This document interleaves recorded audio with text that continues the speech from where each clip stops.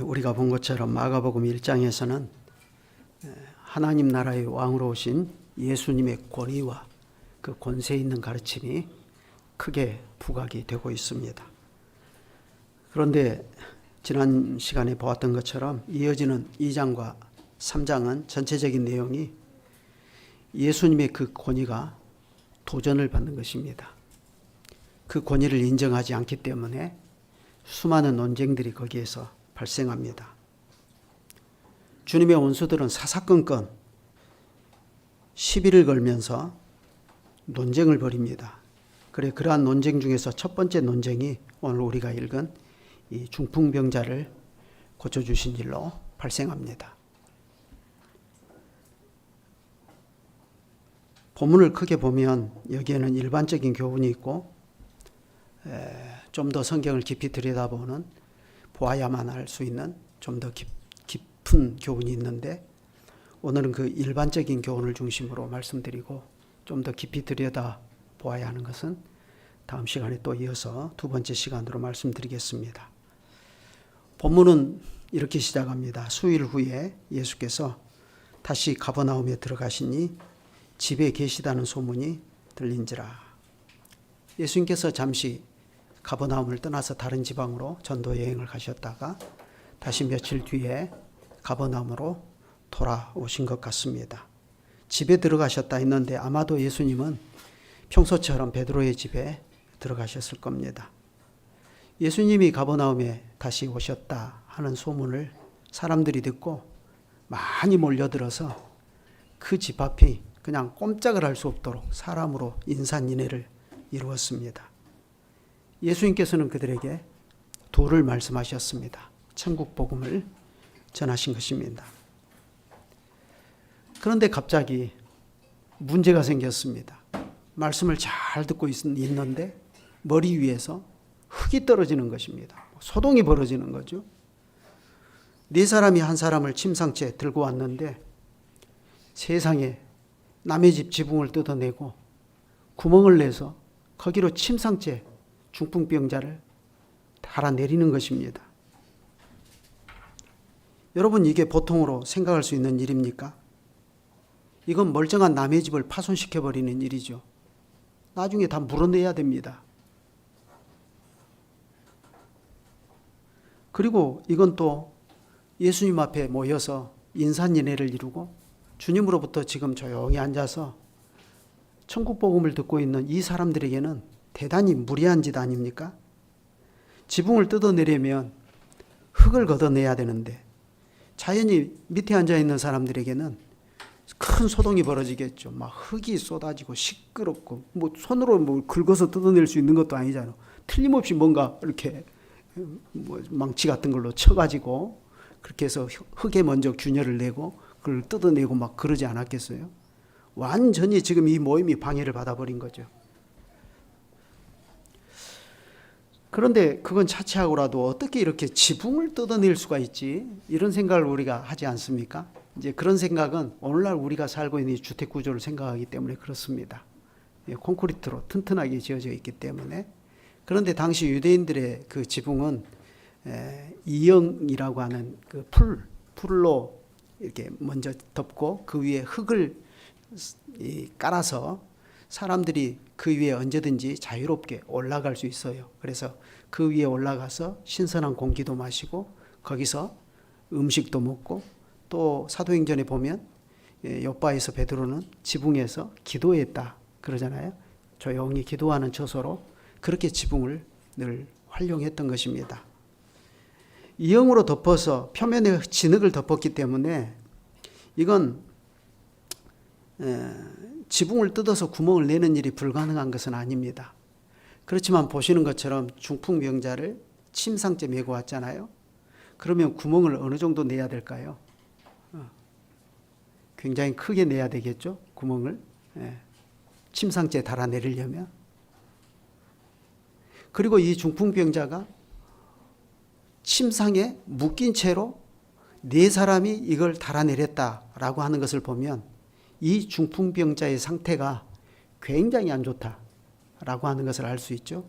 그리고 그들이 이렇게까지 하면서 이 중풍병자를 예수님께 데리고 왔다는 것은 이건 대단히 절박한 믿음으로 지금 나왔다는 것을 보여주는 것입니다.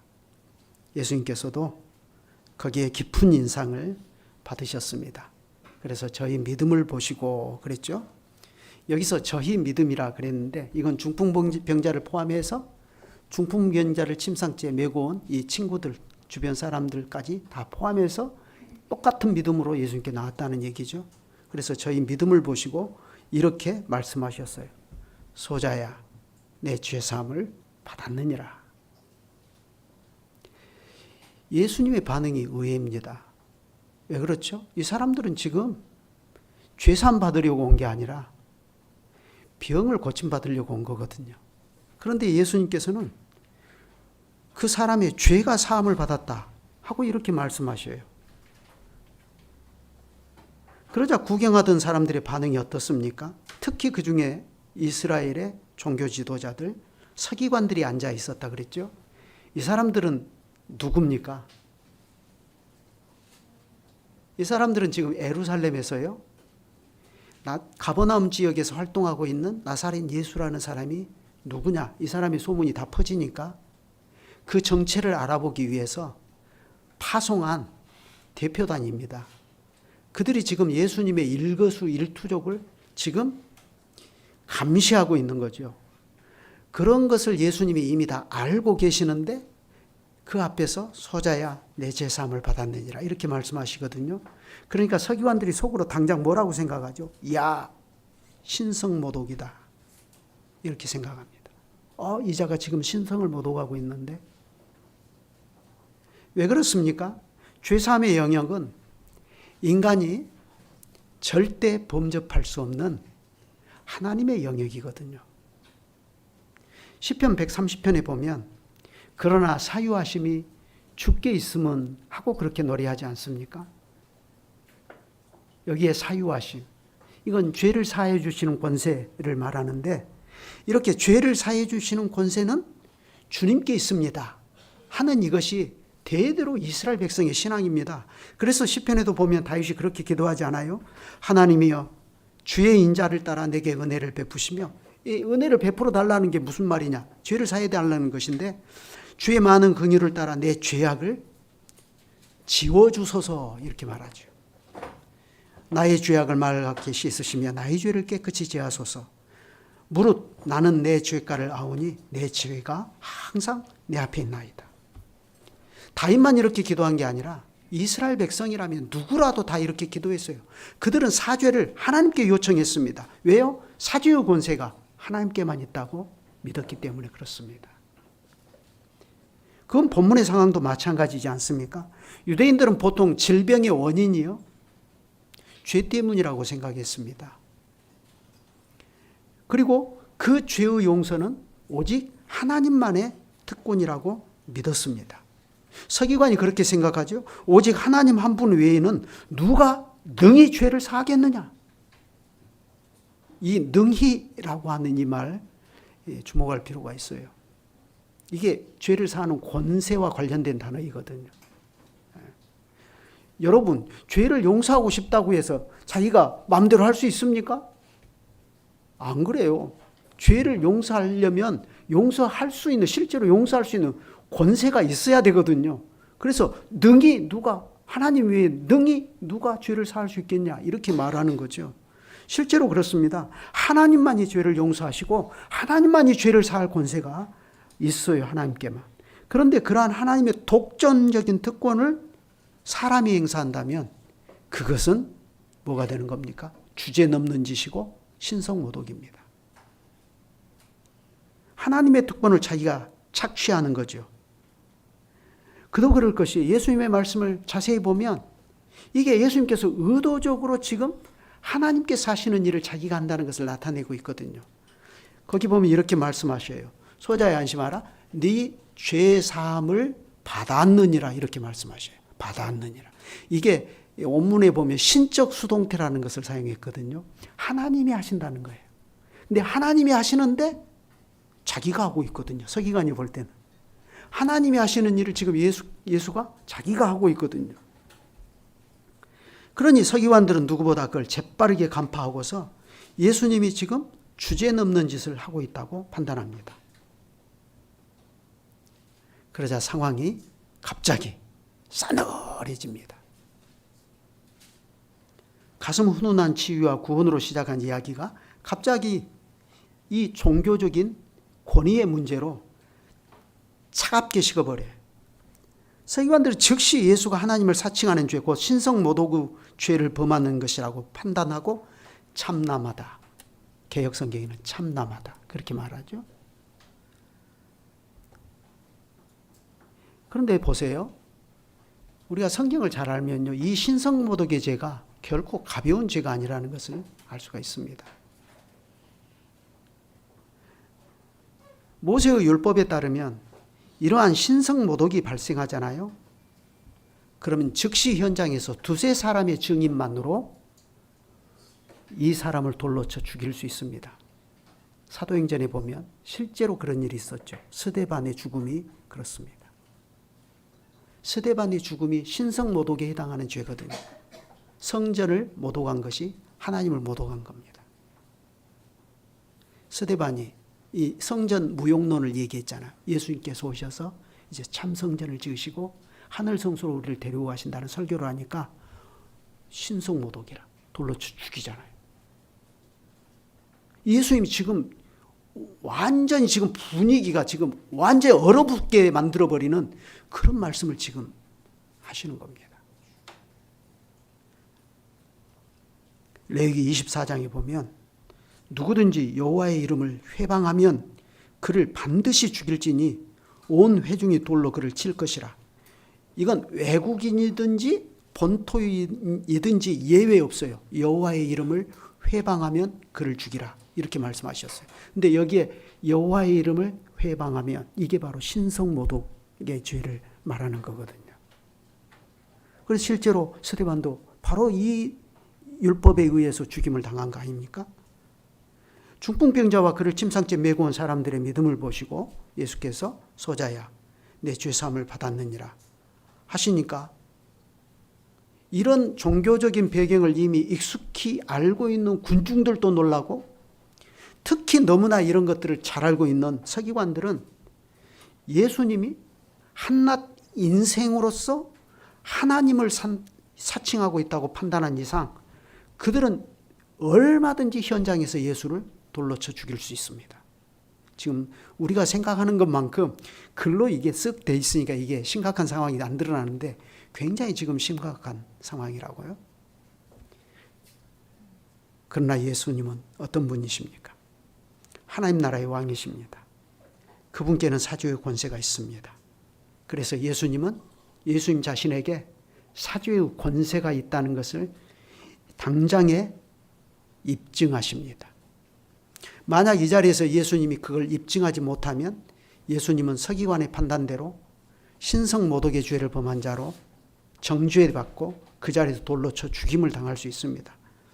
결국 나중에 가보면 서기관들은 결국 예수님을 어떤 죄로 몰아서 십자가에 못 박죠? 신성모독의 죄. 이거예요. 이게 계속 꼬리에 꼬리를 물고 가는 거예요. 예수님은 서기관들의 그러한 반발을 아셨습니다. 그래서 예수께서 곧 중심에 아시고 했는데 예수님은 중풍병자의 속에 있는 죄를 아셨을 뿐만 아니라 서기관들의 마음에서 꿈틀거리고 있는 그 죄의 움직임도 주님은 포착하십니다.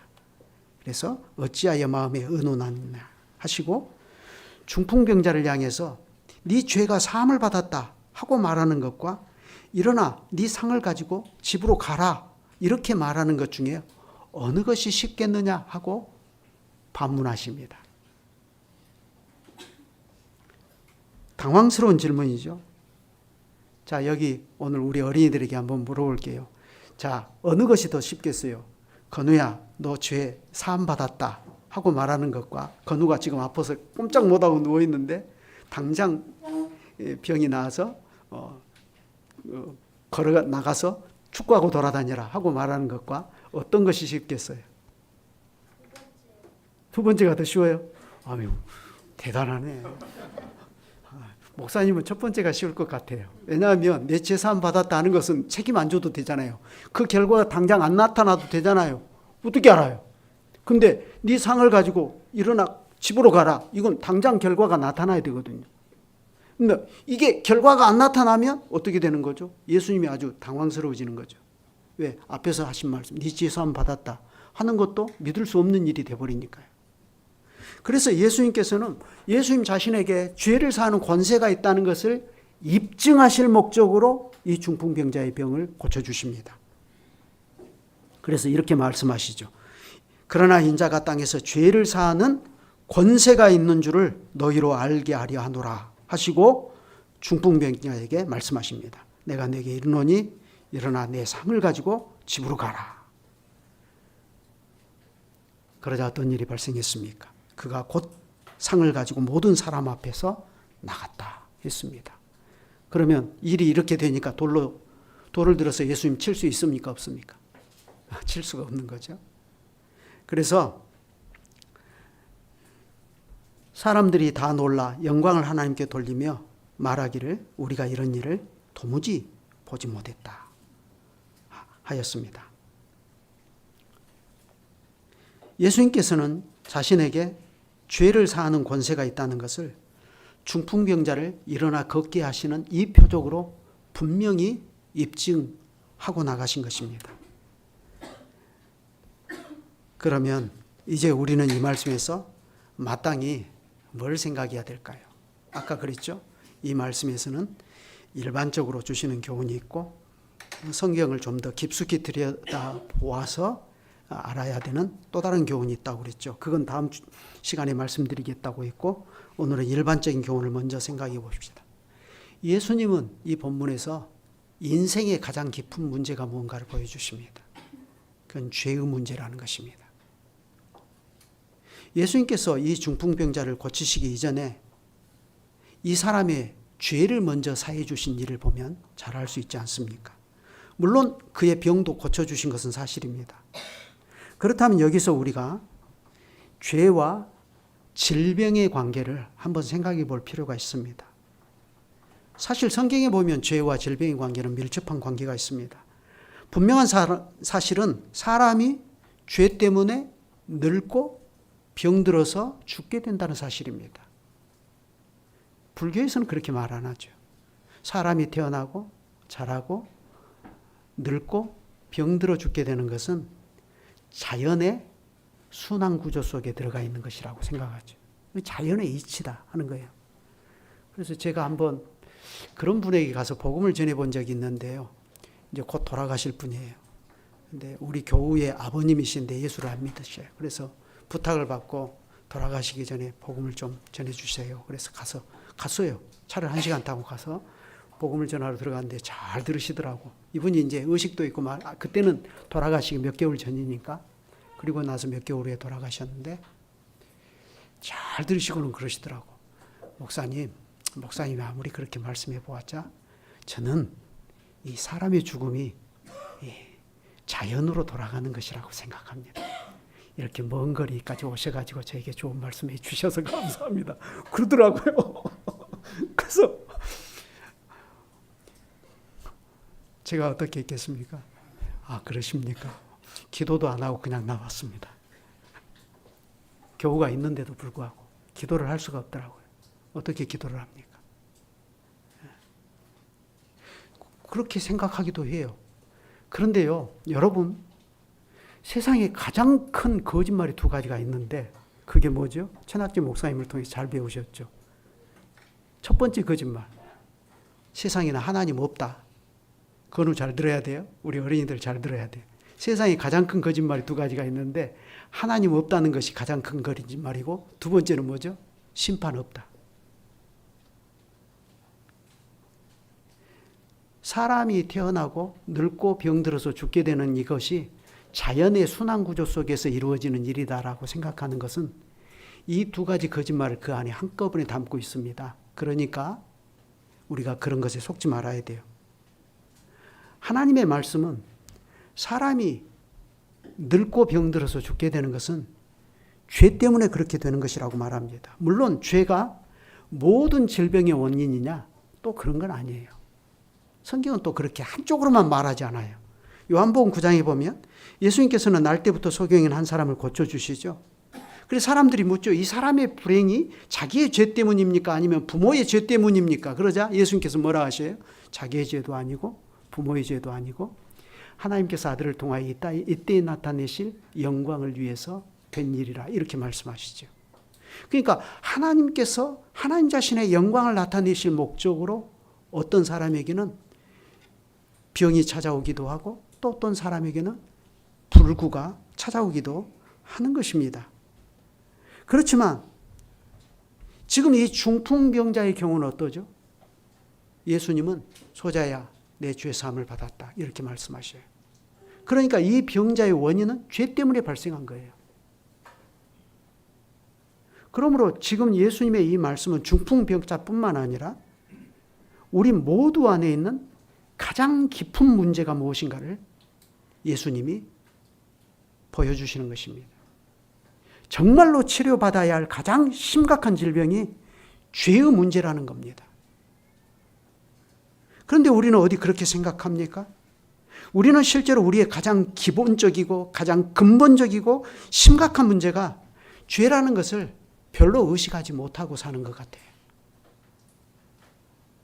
자연스럽게 우리는 예수님이 하나님의 아들로서 세상에 오신 목적이 자기 백성을 저희 죄에서 구원하러 오셨다 하는 이 문제도 대단히 소홀히 생각하는 경향이 있습니다. 물론 교회를 다닌 세월이 있으니까 성경을 배웠으니까 지식으로는 알죠. 그렇지만 우리가 알고 있는 그게 실제로 가슴으로 느끼고 이성으로 느끼고 감정과 내 의지의 내면까지 그걸 그렇게 인정하고 사느냐, 그걸 늘 의식하면서 사느냐, 이건 또 다른 문제예요.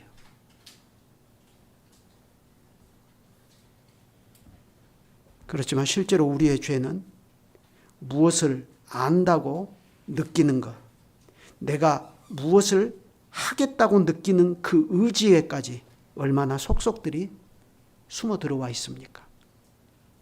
베드로를 보세요. 자기가 예수님 지켜드리겠다고 하면서 품에 숨긴 칼을 들어서 대제사장 종의 귀를 베어버리잖아요. 그 의지 자체는 얼마나 아름다운 겁니까? 목숨 걸고 예수님을 지키겠다는 거 아니에요. 그런데 그게 죄거든요. 죄는요, 정말로 가장 선한 곳에서도 그 무서움을 드러냅니다. 가장 아름다운 방식으로.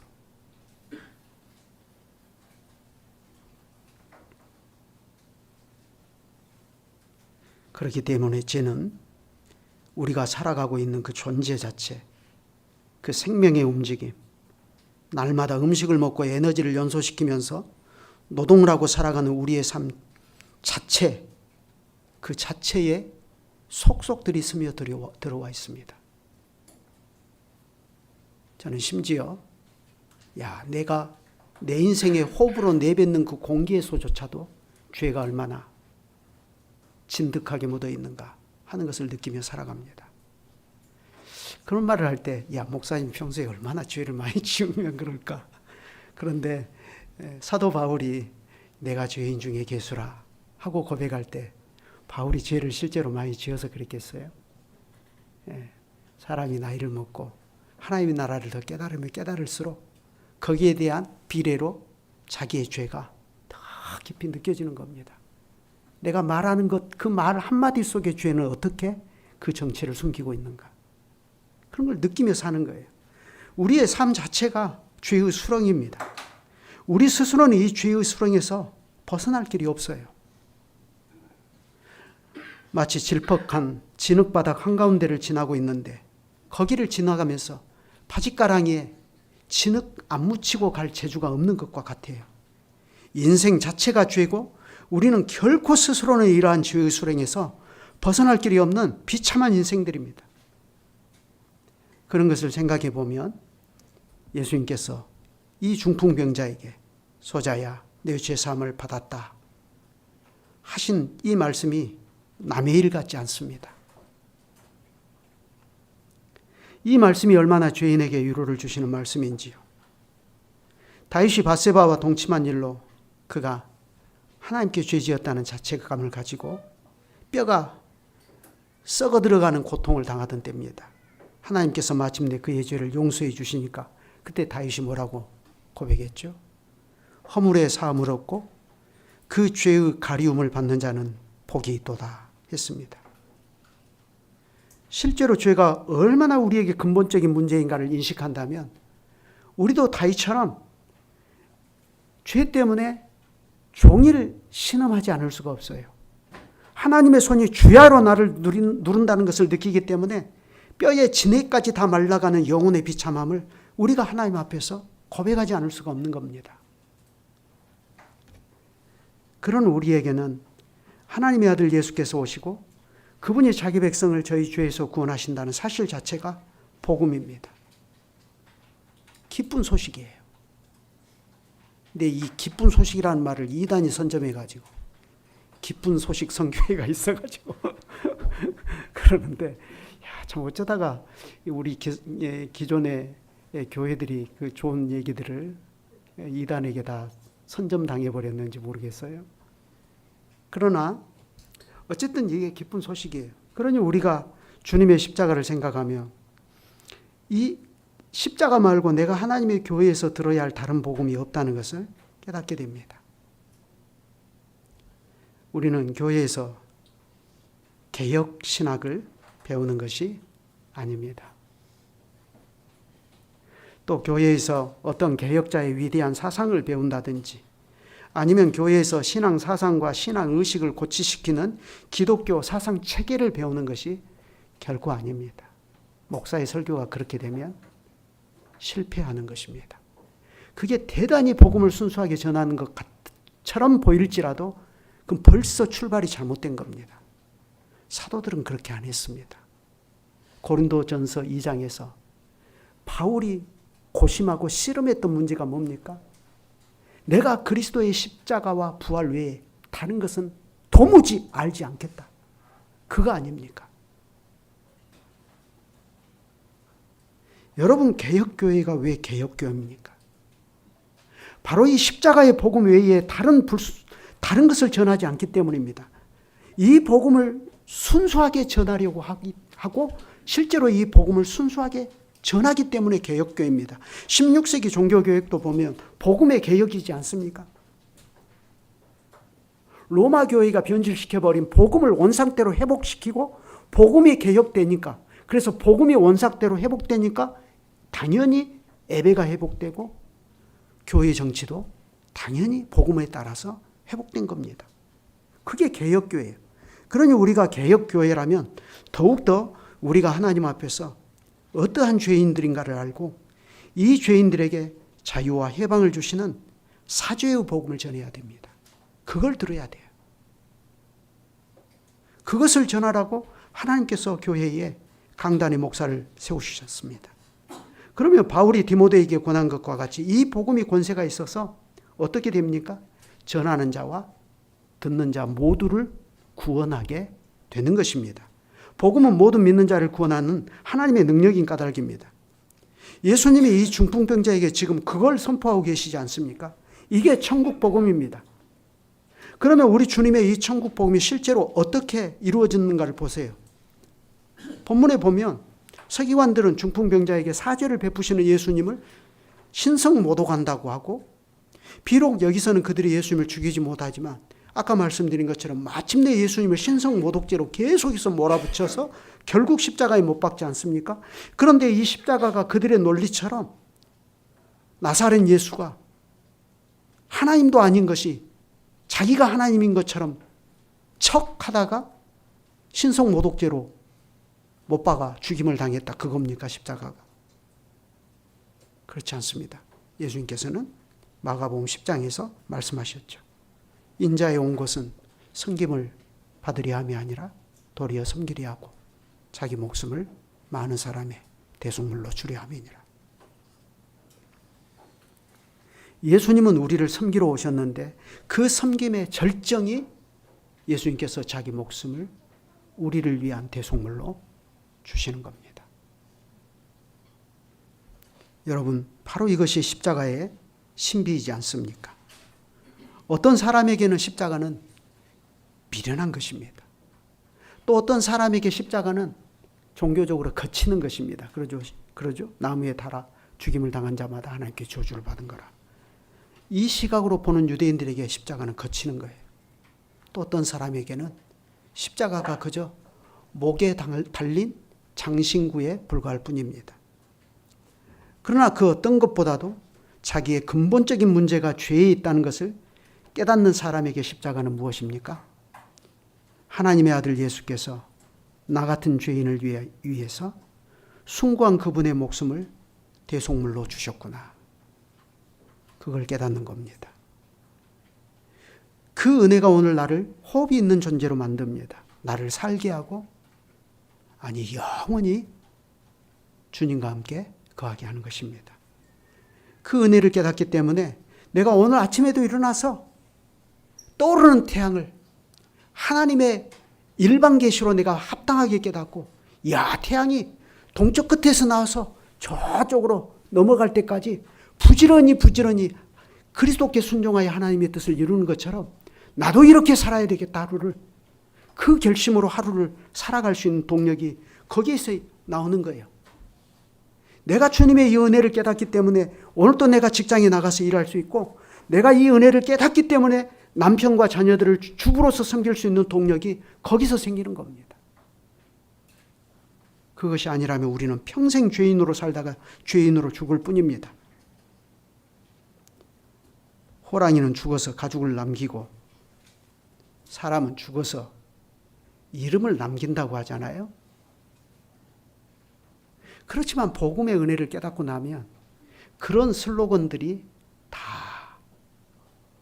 허무에 지나지 않는다는 것을 알게 됩니다.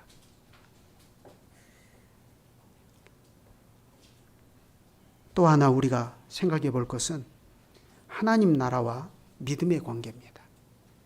하나님 나라는 오직 믿음으로 들어갑니다. 예수님께서 이 사람의 믿음을 보시고 이 사람의 죄를 사죄해 주신 것을 보면 잘 알 수 있지 않습니까? 그러면 이 점에서 우리도 마땅히 생각할 것이 있어요. 예수 그리스도 안에서 사죄와 영원한 의로움과 구원으로 다가오는 이 하나님 나라는, 그 나라에 들어갈 방법이 오직 믿음 외에는 다른 길이 없다는 겁니다. 이 사람들은 중풍병자의 병을 고치려고 많은 돈을 싸들고 오지 않았습니다. 돈 싸들고 왔나요? 그들은 오직 믿음으로 주님께 나왔습니다. 그런데 그 믿음이 그저 설렁설렁 믿는 것입니까? 설렁설렁 믿는 거예요? 시간이 있으면 믿고 없으면 안 믿고, 환경이 되면 믿고 안 되면 살짝 믿음을 장롱 속에 두고, 뭐 그런 겁니까 믿음이? 이 사람들의 믿음을 봐보세요. 절박한 믿음입니다. 오죽하면 남의 지분까지 뜯어내겠어요. 그거 고쳐주겠다는 거 아닙니까? 율법에 보면 남의 기물 파손하고 그러면 4배로 갚아야 돼요. 4배로 갚겠다는 거예요. 그렇지 않습니까? 우리가 남의 전셋집 살다가 요즘에는 벽에 못질만 해도 그거 다 물어내고 가야 돼요. 근데 이 사람들은 멀쩡한 남의 지붕을 뜯어버렸거든요. 침상이 통과할 정도로 큰 구멍을 내고 완전히 남의 집을 파손시켜버린 거 아닙니까? 왜 그렇죠? 절박한 믿음으로 나온 겁니다. 그래 예수님께서도 그 믿음을 보시고 소자야 내 죄 사함을 받았느니라 하시지 않아요. 그런데요,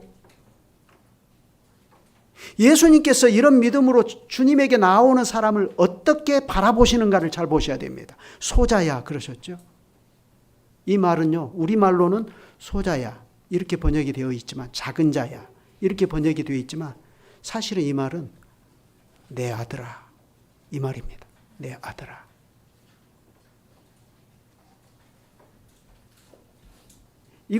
이 단어는요, 유대인들 사이에서 아주 지체가 높은 사람이 상대할 가치도 없는 천하고 낮은 사람을 지극히 불쌍히 여겨서 고치근시심이 너무 발동해가지고 그 사람을 도와줄 마음으로 내 아들아 하고 부르는, 그때 사용하는 용어입니다. 여러분, 이때 예수님이 몇 세쯤 되셨을까요? 예수님의 사역 초창기니까 예수님이 약 30세쯤 메시아로서 공적 사역을 시작하셨다 했죠. 그러니까 예수님 30세예요. 여기 30세 손 들어보세요. 예. 승현 씨 몇이죠? 아니, 예수님이 승현 씨보다 더. 그러면, 예, 승준이가, 예수님 그 정도 때인데, 중풍병자가 몇 살이나 되었을까? 그건 모르겠어요. 성경이 말하지 않으니까. 그러나 분명한 사실은 중풍병자가 당시 예수님보다 나이가 훨씬 많았을 거라 예상해요. 왜냐하면 보통 뇌졸중으로 해서 오는 중풍병은 나이가 좀 있어야 오는 거거든요. 그런데 예수님께서 이 사람에게 내 아들아 하고 그렇게 부르십니다. 왜 그렇습니까? 예수님은 아브라함이 나기 전부터 계신 영원하신 하나님이시거든요. 그래서 하나님으로서 이 사람의 죄를 불쌍히 여기시고 이 사람의 죄를 용서해 주시는 것입니다. 그러니 예수님이 지금 이 불쌍한 처지의 중풍병자를 어떻게 대하시는가를 보세요. 한참 사람들에게 천국 복음을 진지하게 전하고 계시는데 지붕을 뜯어내느라 소란을 피웠다고? 흙이 머리 위에서 떨어지게 했다고? 설교를 망쳐버렸다고? 예수님이 이 사람을 정죄했나요? 여러분, 그렇게 하지 않으셨어요. 예수님은 이 사람의 믿음을 보시고 내 아들아 안심하라 내 주의 사함을 받았느니라 이렇게 말씀하셔요. 여러분, 우리 교회 어린이들이 와서요 예수님께 예배를 드리는데 얘가 좀 울었다고 밖에 나가서 때려버려야 됩니까?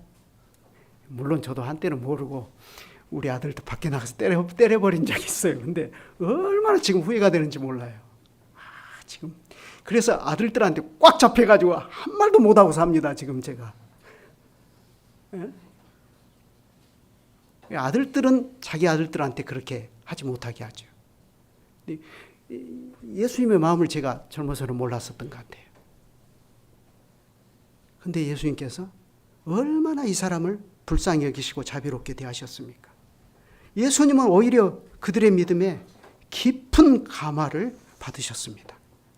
그런데요, 이 자리에서, 이 장면에서 서기관들은 어떤 태도를 가지고 있습니까? 그들은 자기들의 종교적인 잣대로 딱 경직된 모습으로 예수님의 이런 행동 하나하나를 판단하고 있습니다. 여러분, 교회가 이렇게 될 수 있습니다. 교회가요.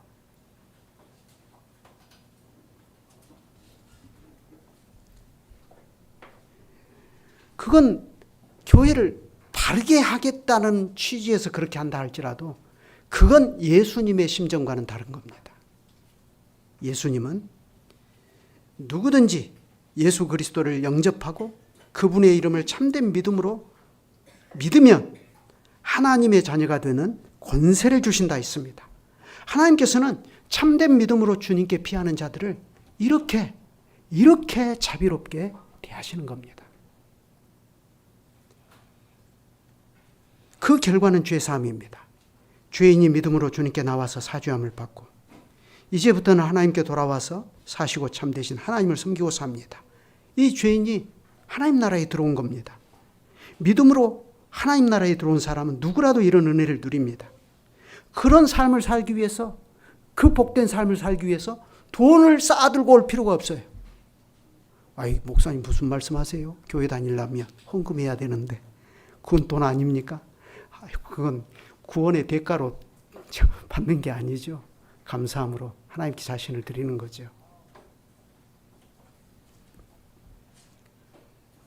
주님께서는 본문에서 우리가 하나님 나라에 들어오기를 바란다면 믿음 외에 다른 조건을 요구하신 일이 없습니다. 한 사람의 죄인이 자기의 죄를 깊이 깨닫고 돌이킬 마음을 가지고서 예수 그리스도께 나오는 것을 하나님께서는 그렇게 기뻐하십니다. 내 아들아 하고 그렇게 받아주시는 거예요. 예수님은 그러한 하나님 나라의 자비로우신 왕이십니다. 실제로 예수님께서 이때 중풍병자에게 선언하신 사제의 선언이 헛되이 되지 않게 하시려고 그분은 이 중풍병자만 아니라 참된 믿음으로 주님께 나오는 모든 사람을 위해서 십자가를 지셨습니다. 그러면 우리는 이 믿음으로 오늘 또 예수 그리스도께 나왔습니까? 우리는 매일매일 믿음으로 출근하고 있으며 학교에 가고 있습니까? 우리는 이 믿음으로 우리의 하루하루가 주 예수 그리스도께 나아가는 삶이 되고 있습니까? 우리 교회 어린이들 주영이도 있고 서준이도 있고 세은이도 있는데 이 아이들을 보면 얼마나 예뻐요. 예? 아장아장 걸음마를 배우고 옹알이 하다가 말 한마디 단어 하나 뚜렷하게 할 때 얼마나 기쁩니까? 그 아이를 바라보는 부모의 눈에서 꿀이 떨어지지 않습니까? 하나님께서도 믿음으로 주님께 피하는 자를 똑같은 마음으로 바라봐 주셔요. 이게 바로 소자야, 내 아들아, 안심하라, 내 주의 사함을 받았느니라 하신 주님의 이 말씀에 녹아있는 예수님의 마음입니다. 우리가 매일매일 믿음으로 주 예수 그리스도를 붙여차 산다고 하는 것은 그런 것입니다. 좀 과장된 표현으로요. 우리가 이렇게 믿음으로 주님을 사랑하고 믿음으로 주님께 늘 피하며 사는 삶이라고 하는 것은 그러한 우리를 바라보시는 하나님의 눈에서 꿀이 떨어지게 하는 일입니다. 이것이 믿음으로 사는 신자의 복입니다. 그러니 이것을 깨달을 때 우리 믿는 자들은 이 찬송을 드릴 수밖에 없어요. 한번 들어보십시오. 오라, 우리가 여호와께로 돌아가자. 여호와께서 우리를 찢으셨으나 도로 낫게 하실 것이요 우리를 치셨으나 싸매어 주실 것임이라. 여호와께서 이틀 후에 우리를 살리시며 제3일에 우리를 일으키시리니 우리가 그 앞에서 살리라. 그러므로 우리가 여호와를 알자, 힘써 알자. 그의 나오심은 새벽빛같이 일정하니 비와 같이 땅을 적시는 늦은 비와 같이 우리에게 임하시리라. 호세아 6장 1절로 3절입니다. 바로 여기에서 드러나는 우리 믿는 자의 진정한 복은 우리도 예수 그리스도 안에서 그리스도와 함께 이 고백으로 영원히 산다는 것입니다. 하나님께서 믿는 자는 자기의 자녀로 삼아주시고 우리의 전능하고 신실하신 아버지와 함께 영원히 살게 하신다 하는 이것이 하나님께서 이 본문을 통해서 우리에게 약속하시는 하나님의 약속입니다. 예수님께서도 말씀하셨습니다. 나를 보내신 이의 뜻을 행하려 함이니라. 나를 보내신 이의 뜻은 내게 주신 자 중에 내가 하나도 잃어버리지 아니하고 마지막 날에 다시 살리는 것이니라. 여러분, 이것이 참된 믿음으로 주님께 피하는 자의 복입니다. 우리가 이 사건에서 좀 더 성경적으로 깊숙이 들여다 보아야 하는 또 다른 내용은 다음 시간에 또 이어서 더 살펴보겠습니다. 기도하시죠. 소자야, 안심하라, 내 죄 사함을 받았느니라. 이 말씀을 하심으로써 불가피하게 어떠한 논쟁이 벌어질 것인가를 주님께서는 잘 아셨음에도 불구하고 주님은 이 말씀으로 주님 자신이 어떠한 분이시며 또 참된 믿음으로 주께 피하는 자를 위하여 예비하여 두신 은혜가 어떠한 것인가 하는 것을 친근하게 가르쳐 주셨습니다.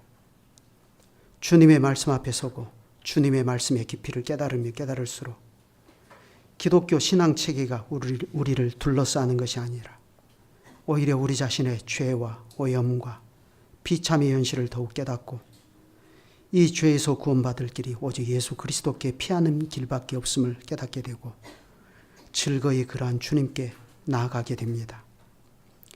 그러기에 배교의 깊숙한 현실 한가운데서 주님의 말씀이 순수한 복음 강설로 전파되어서 예수 그리스도만이 하나님 나라의 왕으로 바르게 선포가 되는 교회를 저희가 더욱 사랑하고 주일마다 이 생명의 복음으로 저희에게 다가오셔서 저희로 더불어 교제하여 주시는 삼위 하나님의 은혜를 저희가 더욱 사모하게 해주시기를 주님께 구합니다. 주님께 피하는 자를 위하여 예비하여 두신 주님의 구원은 주님의 교회에 복음을 순수하게 전할 준비가 되어 있는 말씀의 봉사자를 세워주시는 것이고 그로 더불어 하나님의 말씀이 바르게 선포되게 하심으로써 하나님의 모든 은혜가 회중 모두에게 속속들이 임하도록 하시는 것이니 주님 오늘도 내일도 이 회중에게 계속해서 그러한 은혜를 내려주시기를 구합니다. 이를 위하여 이후에 진행되는 공동회의도 주님께서 주관하여 주시기를 구합니다. 주 예수님의 이름으로 기도드립니다. 아멘.